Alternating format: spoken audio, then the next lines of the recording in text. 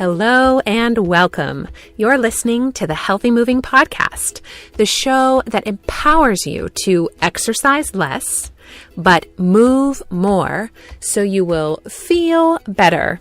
I am your healthy moving enthusiast, Jen Hoffman from healthymoving.com. Positive body image is a huge topic for me and focus in my work. So women often ask me how to help instill a positive body image in their kids. That's what today's show is all about. Listen, I'm committed to making these podcasts short, digestible, and actionable. But feeling good in and about your body, it's a big topic. Big, but not impossible. I teach a free 1-hour class on some simple steps you can take to rediscover how amazing your body is and to be the best caretaker of it. It's called the No Time Exercise Solution Class, my 4-step system for women who don't have time to work out.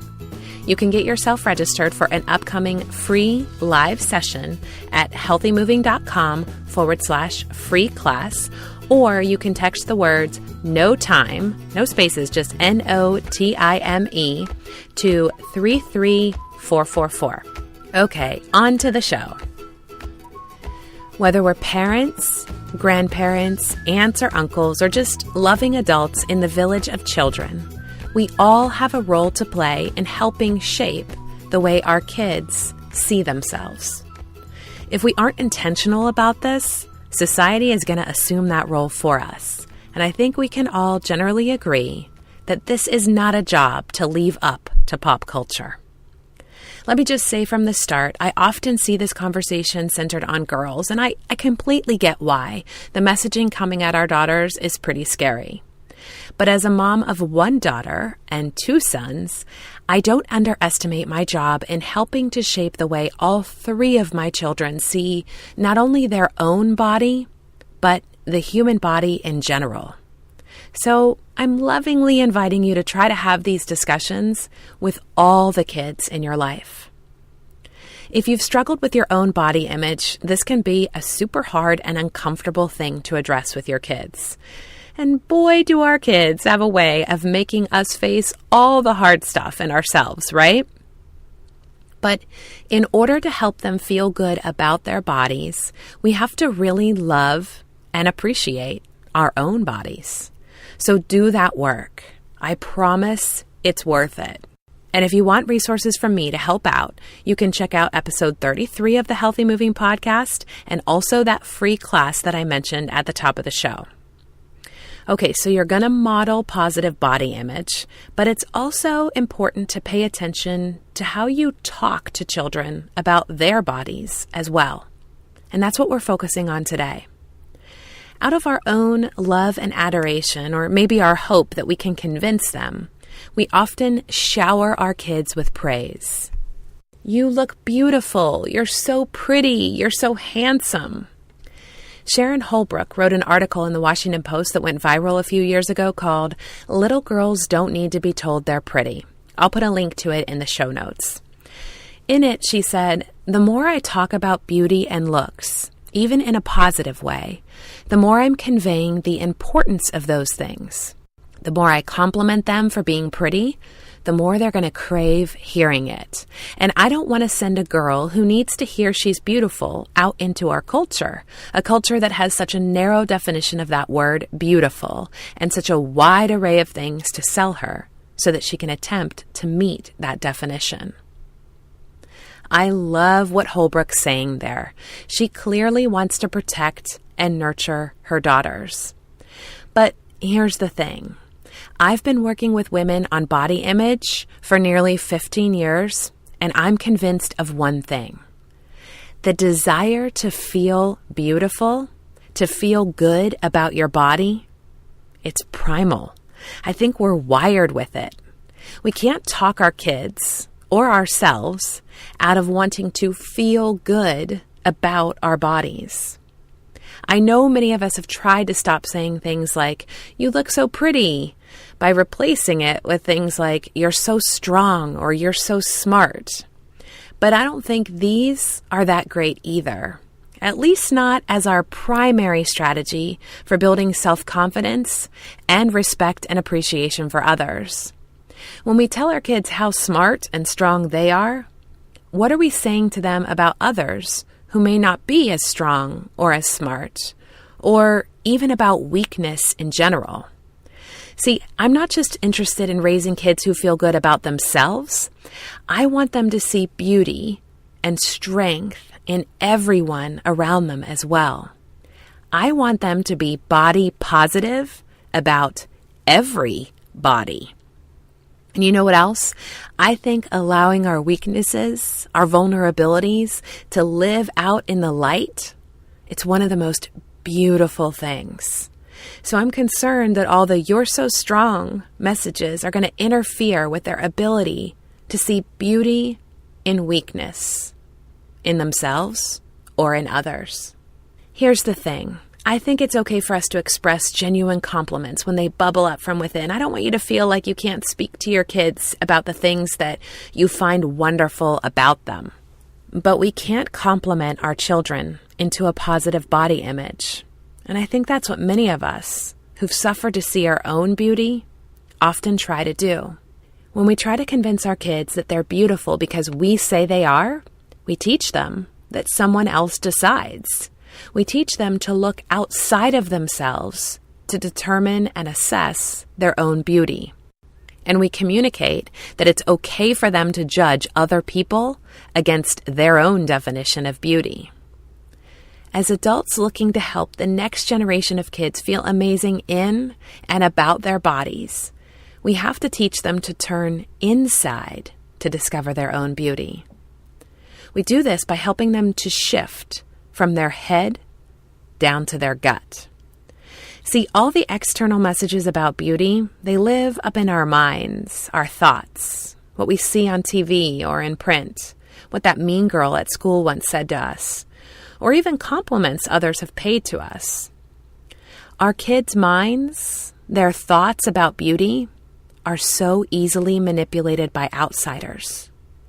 Their gut, though, it has an ironclad security system. It's got a state-of-the-art, no one's getting in defense.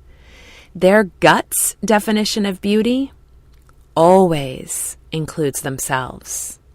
If our kids, if we can all just get out of our busy minds and down into our deepest intuition, we will see our own beauty. This is really about a shift from thinking to feeling. We can help our kids to do this in a very real and tangible way by routinely asking a simple question. How does that feel? I try to ask my kids, even the baby, that question multiple times a day.